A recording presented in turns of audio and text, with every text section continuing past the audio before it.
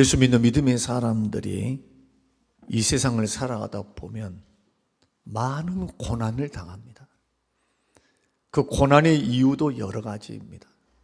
하나님의 테스트일 수도 있고, 그리고 또 나의 실수 때문일 수도 있고, 그리고 또한 말씀에 불순종한 하나님의 징계일 수도 있습니다.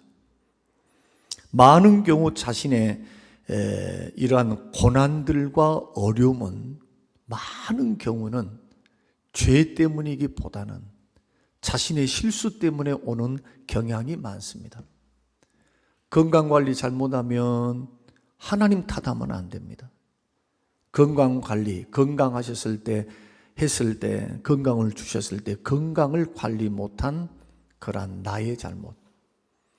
공부는 열심히 하지 않고 좋은 결과를 보려고 한다면, 공부 안 하면, 노력 안 하면 심은 것이 적기 때문에 분명히 실패할 것입니다.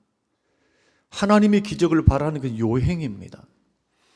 그래서 믿음의 수고와 노력을 통해서 하나님의 도움을 구하는 것은 지극히 올바른 방법입니다. 성경적인 방법입니다. 하나님이 기뻐하시는 겁니다. 감나무 아래에서 그냥 기도만 하고 있으면 안 됩니다. 저 산속에 들어가서 기도만 하고 있는 어리석은 겁니다.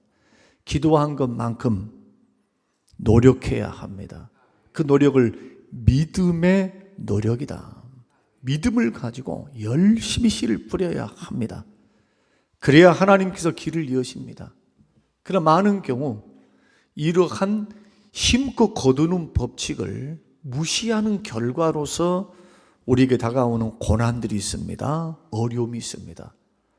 여러분, 이것은 쉽게 생각할 것이 아닙니다. 원인을 하나님께로 돌리는 사람이 있다면 그것이야말로 김남준 목사님이 말씀한 것처럼 개념 없는 크리스찬이 될 수가 있다.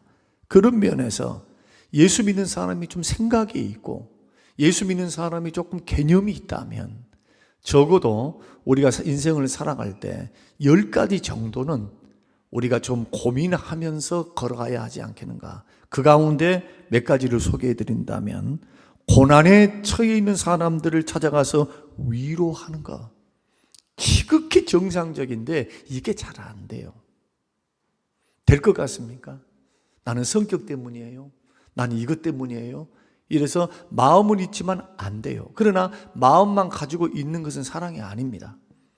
사랑은 실천이기 때문에 반드시 행동이 따라가야 합니다. 물질이 따라가야 합니다. 위로, 따뜻한 위로의 말을 건네는 것, 그것이 개념이 있는 그리스도인의 첫 번째 삶이다. 두 번째는 진취적이어야 한다. 예수 믿는 믿음 때문에 잠잠히 있어. 그럼 하나님이 나머지 건 책임져 줄 거야. 이것을 모세에게 하나님께서 너희든 가만히 있어. 내가 하나님 됨을 알지어다. 잠잠히 있어라. 하나님이 기적을 베푸신다. 이것을 일반화시키면 안 됩니다.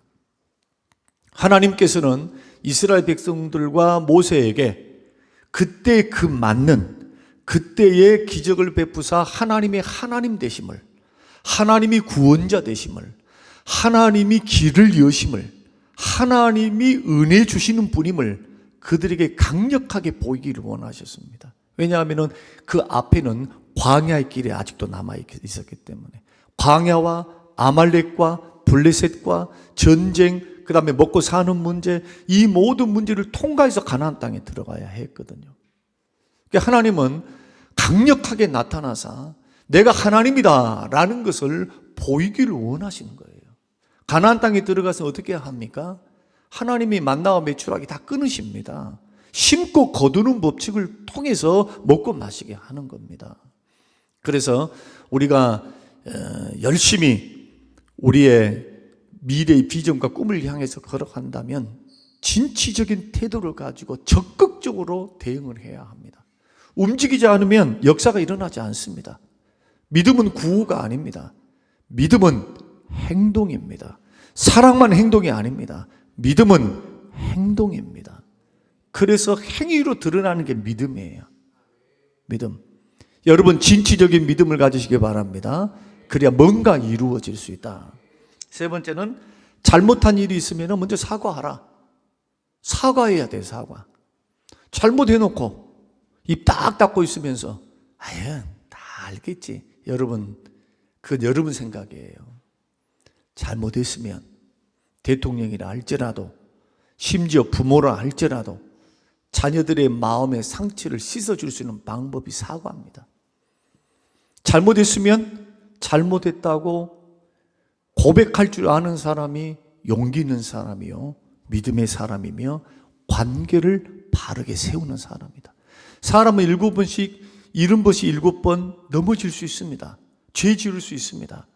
우리 주님은 그것에 대해서 절대로 가능성을 막지 않으셨습니다. 아무리 성령 충만하고 아무리 기도 많이 했고 은혜를 받았고 해도 사람은 넘어질 수 있는 존재입니다.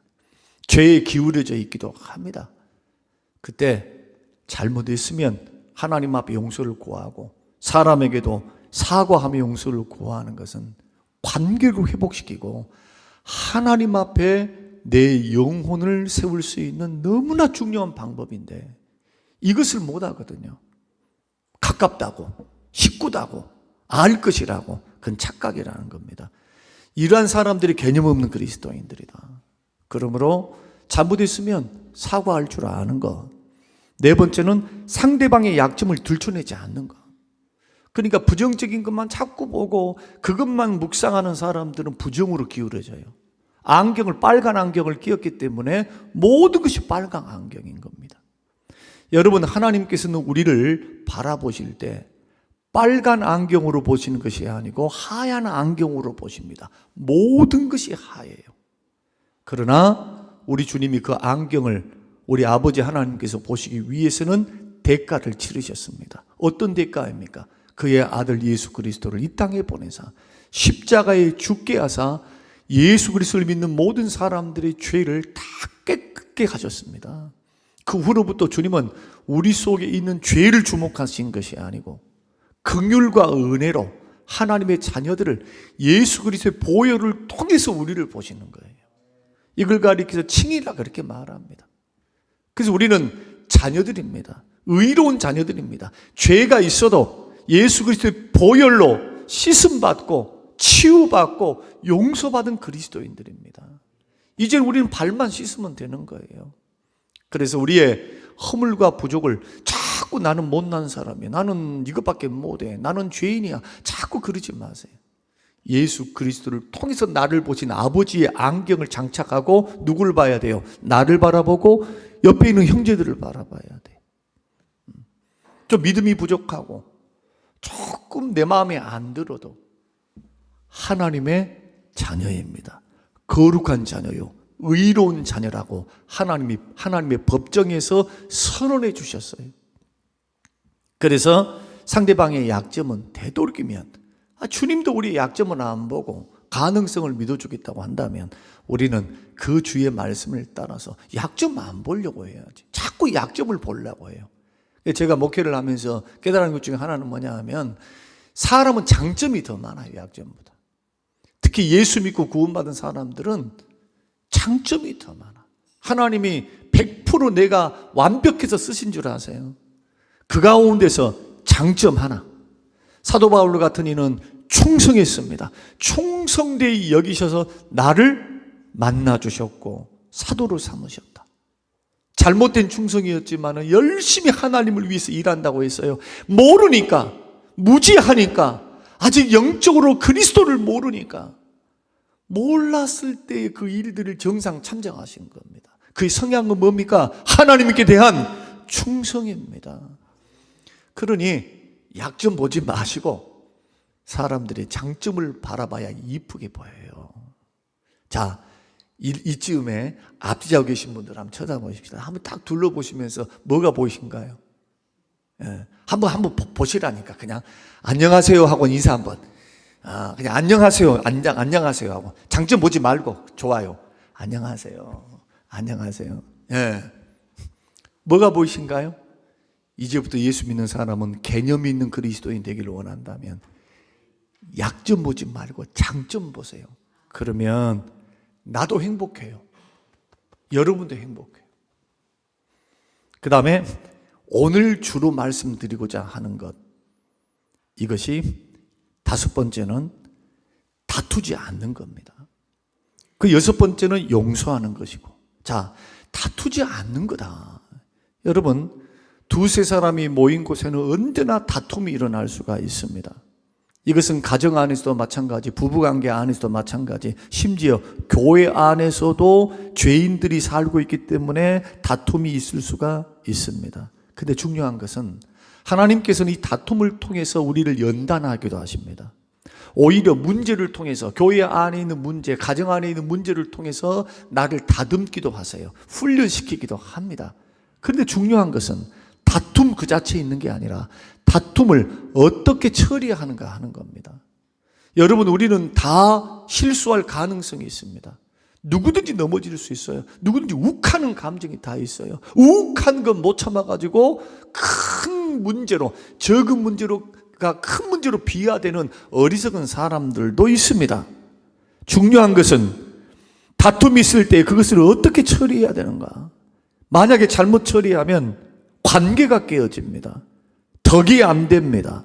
하나님의 영광을 가리우게 됩니다. 그렇기 때문에 다툼은 반드시 잘 처리해야 되는데, 그러면 다툼의 원인이 뭔가? 오늘 본문의 말씀 보면은 첫째는 욕심 때문입니다. 4장 1절 말씀에 너희 중에 싸움이 어디로부터, 다툼이 어디로부터 나느냐? 너희 지체 중에서 싸우는 정욕으로부터 난다. 이 정욕이라고 하는 게 뭡니까? 자신의 쾌락만을 추구하는 욕심입니다. 다른 사람은 관계가 없어. 나만 만족하면 되는 거예요. 이타심이라고는 전혀 없습니다. 나만 행복하면 되는 거예요. 여러분, 이게 욕심입니다. 성경이 말하는 사랑의 섬김이 뭡니까? 열정이 뭡니까? 자기만을 위한 열정, 자기 이름을 내세우고 자기의 즐거움, 자기의 이익, 이것만을 걸어가면 이게 정욕이에요. 죄악입니다. 그러나 하나님의 영광을 위한 정열적인 섬김, 또 이웃에게도 유익을 끼치는 열심, 이것은 욕심이라고 말을 하지 않죠. 헌신이라고 말을 합니다. 그러니까 헌신과 욕심이란 한 끗 차이입니다. 나를 위해서, 나의 즐거움 위해서, 나의 이익을 위해서, 나의 유익을, 나의 이름을 드러내기 위해서 한다면 그게 욕심인 거예요. 이것은 결코 하나님 앞에 응답받을 수도 없고 하나님이 기뻐하지 않는 삶의 동기입니다. 그러나 내가 하는 그 일이 하나님의 영광, 이웃을 섬김, 살림, 우리 모두가 하나님 앞에서 아름답게 세움받기 위해서 쓰임받기를 원하는 비전과 꿈을 가진 열정이라는 헌신이 되는 겁니다. 이것을 통해서 하나님은 큰 일을 일으키십니다. 주변을 살리십니다. 나도 복을 받습니다. 욕심이란, 정욕이란 자기 만족이에요. 자기 만족, 자기 쾌락. 이것에서부터 뭐가 온다? 다툼이 오는 겁니다. 잠언 28장 25절, 욕심이 많은 자는 다툼을 일으킨다. 다툼 가만 생각해 보세요. 사소한 문제에서 큰 집착, 욕심 때문에 그래요. 1등 되고자 하는 욕심, 많이 갖고자 하는 욕심, 아니면은 내 뜻을 관철시키고자 하는 욕심. 정말 사랑한다면요, 양보도 가능해요. 진리 문제가 아니면 양보해도 상관이 없어요. 주의 일을 하겠다는데 이겨본들 뭔 소용이 있어요? 주님의 영광을 위해서 하는 건데 양보 충분히 해도 하나님의 일을 이룰 수가 있어요. 그래서 그런 의미에서 여러분, 다툼의 원인은 우리 속에 있는 정욕이다. 이것을 성경은 옛사람의 본성이다. 근데 성경은 또한 뭐라고 말씀하느냐? 예수 믿는 사람은 십자가의 정과 정욕을 십자가에 못 박은 자다. 여러분, 다툼을 이기기를 원한다면 정욕을 십자가에 날마다 못 박으시기를 주의 이름으로 축원합니다. 이 정욕이 왜 문제가 되느냐? 끝이 없어요. 자, 이 정도만 욕심 부렸다, 만족이 딱 돼버리면은 싸움이 없겠죠. 그 인정해 줘버리니까. 근데 정욕이라고 하는 것은요, 하나를 받으면 두 개를 받고 싶고 두 개를 가지면 네 개를 가지고 싶어요. 이게 물욕이 됐든 무슨 뭐가 됐든 이것이 됐든 저것이 됐든 요즘 지모 판사에 대해서 부장판사에 대해서 한갈의 말들이 많습니다. 여러분 어떻게 생각하십니까? 하루 잘못해 갖고 한 번 잘못해서 그런 일들이 일어났을까요? 아니면 젊었을 때부터 그 성향, 정욕에 대한 성향, 그 성향들이 쌓여서 욕심이 잉태하고 죄를 낳고 죄가 사망을 낳을까요? 성경은 이 부분에서 분명히 말씀합니다. 점점점 자라가는 것이라고. 그래서 욕심은 다툼의 원인이고 죄의 원인이 되기 때문에 이것이 돈이 됐든 명예가 됐든 어떤 일이 됐든 관계가 됐든 어떤 것이든 여러분 다툼은 화평을 깨치고 분을 내는 것은 하나님의 의를 이루지 못한다는 사실을 아시고 욕심을 멀리 하시기를 주의 이름으로 축원합니다. 두 번째는 혈기 때문입니다. 여러분 잠언에서는 유순한 대답은 화를 누그러뜨려요. 그러니까 우리가 말을 하다 보면은 막 격앙되어서 말도 하고 이렇게 말을 해요. 똑같은 말인데도 부드럽게 말을 하면 듣는 사람은 감정에 충동을 받지를 않습니다. 좀 기분 나쁠 뿐이에요. 좀 기분이 나쁜 거예요.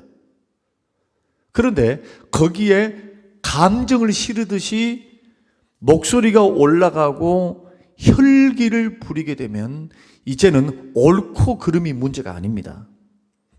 옳았냐, 그렇냐, 그거는 상관없이 자존심이 문제가 되는 거예요, 이제는. 이것을 기억하셔야 돼요. 그래서 대답을 할 때, 말할 때 조금 톤을 낮추는 것은 지혜입니다. 우리 같은 사람은 막 활달하잖아요. 어디를 가서도 막 웃기고 막 그런 성격이거든요. 어디를 가도 활달해요. 목사님들이 볼 때 반드시 있었으면 좋겠다. 없으면 재미가 없다 그래요. 그런데 또 한편 반대로 잘 실수는 하지 않지만은 그러나 혈기가 올라올 때가 있어요. 사람은 다 욱하는 것이 있거든요. 근데 혈기를 내 가지고 이익 보신 분, 자 질문입니다. 혈기를 내 가지고 이익 보신 분 한 사람도 없어요. 한 사람도. 놀랍게도 화 잘 내는 사람 옆에는 가기 싫어. 불편하거든요. 보십시오. 우리가 지금 다툼, 관계 문제를 지금 이야기하는데 가정의 달을 맞이해서 제가 예고한 것처럼 가정 안의 다툼도요 큰 거 아니에요. 말을 이쁘게 안 해. 남편이 아내에게 말을 예쁘게 하지 아니하고 조금 가시돋친 말을 하고 자꾸 말을 한다는 게 잔소리를 말을 하는데 이것저것 하면서 막 자존심은 긁어대고 여기에다가 조금 불편하면 막 격앙이 돼가지고 막 이렇게 하면 어떻게 했어요? 이제 예를 한번 들어보는 겁니다. 사람은 다 똑같아요. 웃는 사람, 밝은 사람, 또 인사 잘하는 사람, 말씨가 예쁜 사람 좋아할 수밖에 없는 겁니다. 그러면 예수 믿는 저와 여러분들 가정 안에서 자녀들에게도 마찬가지. 말을 할 때 혈기를 부리면서 하는 것은 백해무익하니까 아이들은 그걸 상처로 다 받아버려요. 아무리 애가 옳은 말이다 할지라도 감정으로 이미 틀렸다고 말을 해요. 아빠는 나를 사랑 안 해. 엄마는 나를 사랑 안 해. 상대방은 나를 무시했어. 무시한 게 아니에요. 그냥 화가 나니까 화가 한 거예요. 그냥 뒤끝 하나도 없어. 자기는 뒤끝이 없다 하죠. 이미 다 저질러 놓은 거예요. 이런 부분은 관계를 깨트립니다. 그 관계를 망친 것뿐만 아니라 악화시킵니다. 그래서 화는 절제해야 됩니다. 감정은 반드시 조절돼야 합니다. 여러분 우리는 따뜻해야 합니다. 예수 믿는 사람은 따뜻해야 돼요. 가면은 밝고 따뜻하고 온기가 있어야 돼요. 냉한 사람에 대해서는 안 됩니다. 물론 성격상 그런 분들이 있어요. 그런 분들에 대해서는 뭐라고 말씀드릴 수가 없어요. 하나님 앞에 기도했으면 좋겠어요. 그런데 많은 부분 우리가 하나님을 내가 작은 예수가 되어서 주변 사람에게 사랑을 베풀고 주변 사람에게 예수 그리스도의 향기가 되도록 내 자신이 세워지기를 원한다면요, 제일 먼저 사람이 심리학적으로 보면은 첫인상이 그렇게 중요해요. 첫인상이 잘못되면 적어도 6개월, 1년 동안 그 사람을 만나서 진가, 그 사람의 진가를 발견하기 전까지 손해봅니다. 선입관 때문에. 선입관이 좋은 사람은요, 정말 관계를 풀어가기가 좋아요. 이런 부분은 심리학적인 것뿐만 아니고 우리 성경이 말씀하고 있는 것처럼 잘 웃고 부드럽고 관대하고 따뜻하고, 그러니까 막 뭔가 지적을 막 해야만 직성이 풀리신 분들이 계시거든요. 좀 참으셔야 돼요. 많이 참아야 돼요. 특히나 교회 안에서는요, 많이 참아야 돼요. 왜 그런가 하면 서로 다른 사람들이 모여 있어요. 나이도 달라요. 배경도 달라요. 믿음도 달라요. 그래서 많은 경우 성경은 칭찬과 격려를 하라고 말씀을 합니다. 관계를 통해서는 성경의 말씀을 통해서 선포되어지는 것이 아닌 관계를 통해서는요, 자꾸 혈기 부리지 말고 칭찬과 격려의 말들을 교회 안에서는 많이 해야 된다. 잠언 15장 18절, 부은을 쉽게 내는 자는 다툼을 일으킨다. 그 다툼을 일으키는 그 사람, 노하기를 더디하는 자는 시비를 그치게 한다. 그래서 다툼이 일으키는 자를 가리켜 미련한 자다, 그렇게 말을 합니다. 그럼 왜 다툼을 피해야 될까? 상황이 더 악화돼요. 두말할 필요가 없죠. 화를 내는데 문제가 해결될까요? 해결이 안 되죠. 두 번째는 기도 생활에 방해가 돼요. 경건 생활. 예배도 드릴 때에 보십시오. 다퉈가지고 예배를 딱 드린다고 앉아 있습니다. 목사님 말씀이 들릴까요? 그래서 부부싸움 하신 분들은요, 토요일까지만 해야 돼. 토요일 날도 하면 안 돼, 사실. 적어도 토요일 날 마음을 추스리고 주일 날 우리가 예배를 드려야 하니까. 그래서 목회자들은 그렇게 말합니다. 토요일 날 건들지 말라고. 장로님들 건들지 마세요, 토요일 날. 우리 권사님들에게 부탁드립니다. 권사님들은 뒤에 숨어서 봉사할 수 있지만 장로님들은 나와갖고 인사를 해야 돼요. 그러면 내 집안이 지금 막 싸워가지고 감정이 이렇게 됐는데 나와가지고 인사를, 웃으면서 인사하기 좋을까요, 안 좋을까요? 벌써 인상 속에서 이래요. 시험 중 부부싸움. 절대로 밝게 나갈 수가 없어요. 그래서 장로님들은 그걸 잘 알기 때문에 기도합니다. 하나님, 목사님 가정이 평안하게 해주십시오. 평안 안 하면 어떻게 됩니까? 설교 때 다 나와. 물론 안 나올 수도 있겠지만 나올 확률이 높겠죠. 심기가 불편하면 기도하는 것도 안 돼요. 신방하는 것도 힘들어요. 우리는 이제 어느 정도 나이가 들었기 때문에 조금 불편해도, 옛날 같으면 불편하면 신방 딱 스톱하고 싶은 마음이 막 있어가지고 막 씩씩거려요. 화가 나가지고. 지금 신방을 앞두고 막 그런 일이 있을 때가 있었거든요. 지금은 조금 기분 나빴어요. 근데 신방 앞두고 있잖아요. 이제 절제가 되는 거예요, 이제. 이야, 이르기까지 몇십 년이 걸렸습니까? 진짜. 그러면서 아무 일도 없는 것처럼 예배를 드리면서, 그리고 예배를 드리다가 참 이것이 있어요. 예배를 드리다가 서로 교제하다가 다 풀어지는 거 있죠. 전에는 꿍 해가지고 집에 가서 보자, 집에 가서 보자, 막 이런 마음이, 이것도 성화되어져 가는 과정이겠죠. 하여튼 다투면 신앙생활이 안 돼요. 예배 하나도 은혜가 안 돼요. 그래서 우리는 반드시 다툼을 멀리해야 된다. 그리고 마지막으로는 뭡니까? 하나님의 영광을 가리웁니다.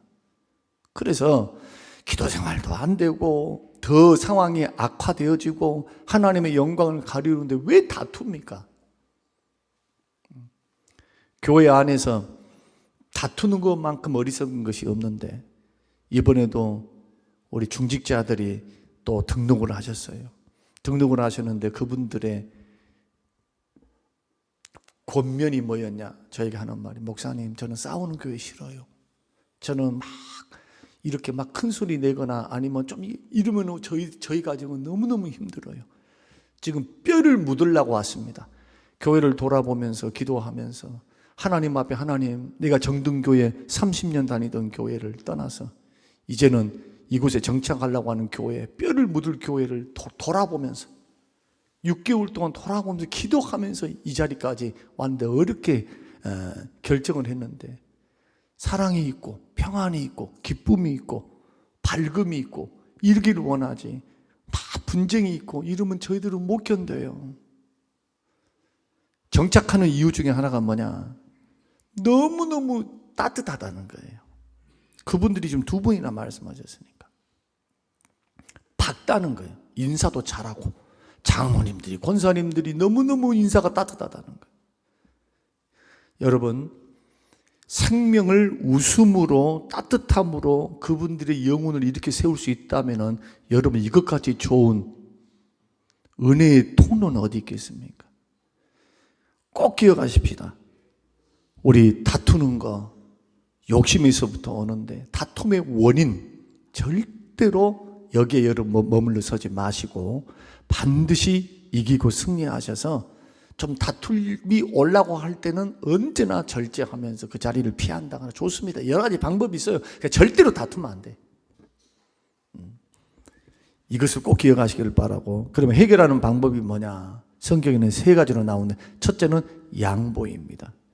한번 따라서 해보십시다. 양보하면 다툼을 피할 수 있습니다. 왜 싸웁니까? 둘이 똑같은 게 싸우는 거예요. 부모님 말씀이 딱 맞아요. 둘이 똑같으니까 그래. 양보를 하면 다툼을 이길 수 있습니다. 아브라함과 롯의 목자들의 다툼을 해결하는 방법이 뭐였습니까? 제일 먼저 어른이 양보를 하는 거예요. 어른이 양보에 손을 내미는 겁니다. 네 목자나 내 목자나 싸우게 하지 말자. 너와 나는 골육 아니냐, 친척 아니냐. 뿌리가 같다, 뿌리가. 그러니 너가 동하면 내가 서를 나고 네가 북을 나면 내가 남쪽을 갈게. 너가 먼저 선택을 하라. 여기에는요, 뭐가 담겨 있느냐? 자신감이 있는 겁니다. 어떤 자신감? 하나님이 나를 버리지 않는다는 자신감. 비록 눈으로 볼 때 내가 손해보는 일들을 내가 이익이 아닌, 내 욕심이 아닌 이 욕심을 흘려보내서 상대방에게 더 유리한 것을 줬다 할지라도 복을 주신 분은 하나님이다. 약속 주신 분은 하나님이다. 나는 적어도 하나님으로부터 약속받았어. 나를 통해서, 나의 씨를 통해서 민족과 열방을 세우겠다는 약속받은 사람이야. 그 약속이 하나님 말씀이 분명하기 때문에 양보가 가능한 거예요. 그러니까 믿음이 없으면 양보될까요? 안 되는 거예요. 안 돼. 약속을 믿는 믿음, 하나님을 의지하는 믿음이 없으면 욕심 부리고 있는 거예요. 끝까지. 그 욕심이 자기 힘으로 되는 것처럼 생각하니까 하나님이 열어주셔야 되는 거예요. 믿으시길 바랍니다. 하나님이 열어주셔야 되는 거예요. 복을 누리고 사는 것도 하나님이 열어주셔야 돼요. 누리게 하셔야 돼요. 전도서 6장 1절에서 7절 말씀. 아무리 복을 받아도 생명을 거둬가시거나 질병으로 하나님 치시거나 이렇게 하면은 누릴 수가 없어요. 전도서 말씀 보면 복도 받아야 되지만 누릴 수 있는 건강, 누릴 수 있는 기회, 누릴 수 있는 장수도 누가 주셔야 합니까? 하나님이 주셔야 합니다. 하나님의 주권인 거예요. 그러니까 양보한 겁니다. 여러분이 먼저 믿음이 많으신가요? 여러분 양보하십시오. 여러분이 먼저 믿으셨습니까? 후배들에게 양보하세요. 조금 더. 그렇게 해야 문제가 해결됩니다. 결론은 어떻게 났습니까? 하나님이 누구의 편을 들어주십니까? 롯의 편입니까? 아브라함의 편입니까? 아브라함의 편이에요. 그래서 예수님은 이렇게 말씀하셨습니다. 온유한 자가 땅을 차지하느니라. 싸우면 망해요. 피차 물고 뜯으면 서로 망해. 그러나 하나님 방법대로 믿음으로 양보하면 온유한 자에게 하나님 땅을 떡하니 주시는 거예요. 그러나 그렇기 때문에 힘들고 어려워도 평생 믿음의 길을 걸어갈 때 자꾸 본질적인 거, 그러니까 진리의 문제라든지 믿음 문제에 있어서는 양보하면 안 되죠. 그러나 돈 문제가 됐든 뭔 문제가 됐든 어떤 문제가 됐든 이런 문제가 됐든 조금 너그럽게 생각하고 이 부분에서 양보하면서 우리가 걸어가게 되면 내가 지도자로 걸어갈 때 그 주변 사람들에게 많은 선한 영향을 끼쳐요. 주의 일이 아름답게 되어져요. 절대 여러분 기억하시기 바랍니다. 완고해가지고는 되는 것이 아닙니다. 양보하는 마음, 온유한 자가 땅을 차지한다. 두 번째는 갈라서는 겁니다. 강대 강이었어요. 바울과 바나바 이야기입니다. 그런데 이들이 서로 다퉜다 해가지고 복음 전도를 그만두느냐? 그렇지 않습니다. 목적이 뭐냐? 하나님의 영광과 하나님의 선교입니다. 그러니까 이분들의 갈라섬은 이제부터 믿음 포기하고 니하고 나하고는 다시는 안 본다 이런 식이 아니고 사역의 유용성이 안 맞다는 거예요. 마가가 1차 선교 여행 중간에 도망가 버렸거든요. 어떤 이유 때문에. 그러니까 바나바는 기회를 한 번 더 주고 싶었어요. 자기 생질이니까, 자기 조카니까. 2차 전도 여행을 갈 때에 마가를 데려가고 싶었는데 바나바는 일 중심입니다. 일도 못한 것이 중간에 끊어버린 자가 어떻게 또 할 수 있겠는가? 뻔하다 뻔해. 바나바는 관계 중심이에요. 그러니까 관계를 세워서 하기를 원한 겁니다. 결론은 어떻게 됐습니까? 둘 다 승리했어요. 왜? 믿음 포기하거나 선교 포기하지 않고 둘 다 마음이 안 맞아 힘이 다투었다고 했으니까 다투어서 갈라섰지만은 목적은 선교입니다. 생명을 살리는 겁니다. 하나님의 영광을 드러내는 것이었거든요. 그러면 갈라서라는 말이 다투면 무조건 갈라서라는 말이 아닙니다. 결국에는 만나요. 마가도 바울의 신실한 동역자가 돼요. 뭔 말씀을 드리느냐? 그 중간에 힘들고 어려울 때는 어느 정도 냉정을 찾을 기간, 시간이 필요하다는 겁니다. 사람이기 때문에. 그래서 그때는 막 섣불리 그냥 막 감정의 상태가 너무나 큰데 자꾸 얼굴 보면서 이렇게 하려 하지 말고 좀 멀리 떨어져서 있으면서 좀 시간이 약이니까 시간적으로 조금 흘러가다 보면 어느 때 어느 방법으로 또 영적으로 성장하고 세워져 가면 그때 다시 또 하나가 되는 놀라운 역사도 있다는 것을 생각하고, 여러분 이왕 일이 벌어져 버렸습니까? 그러면 냉정 기간이 필요해요. 냉정 기간.